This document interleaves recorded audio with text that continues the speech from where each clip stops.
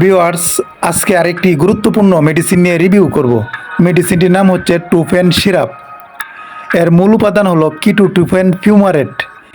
এই ওষুধটি ট্যাবলেটের পাশাপাশি সিরাপ আকারেও পাওয়া যায়। টুফেন সিরাপের কাজ কী?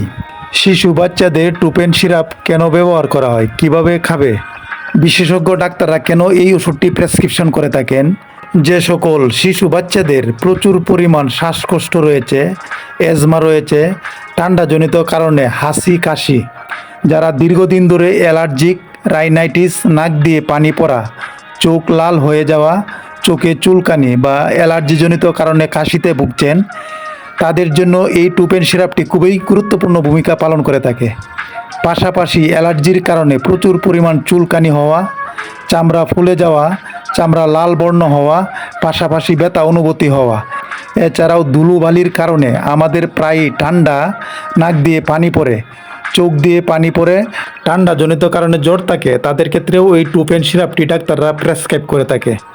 এছাড়াও বাচ্চাদের ঠান্ডা, জ্বর, নিউমোনিয়া এই সকল রোগের ক্ষেত্রে ডাক্তাররা এই ওষুধটি প্রেসক্রিপশন করে থাকে।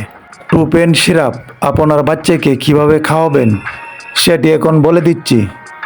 যে সকল বাচ্চাদের বয়স 6 মাস থেকে শুরু করে 3 বছর পর্যন্ত, তারা দৈনিক আধা চামচ করে রোজ 2 বার, সকালে আধা চামচ, রাতে আধা চামচ খেতে পারবে।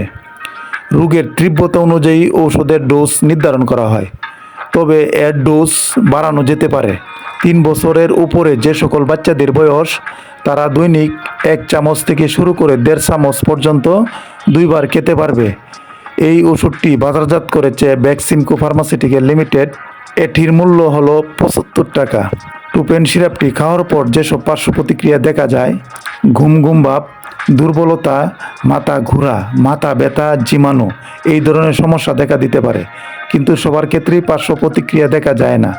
এইসব পার্শ্ব প্রতিক্রিয়া নিজে থেকেই কমে যাবে। আজ এ পর্যন্তই। ভিডিওটি দেখে যদি একটু উপকৃত হয়ে থাকেন, চ্যানেলটি সাবস্ক্রাইব করে রাখুন। আসসালামু আলাইকুম, সকলকেই ধন্যবাদ।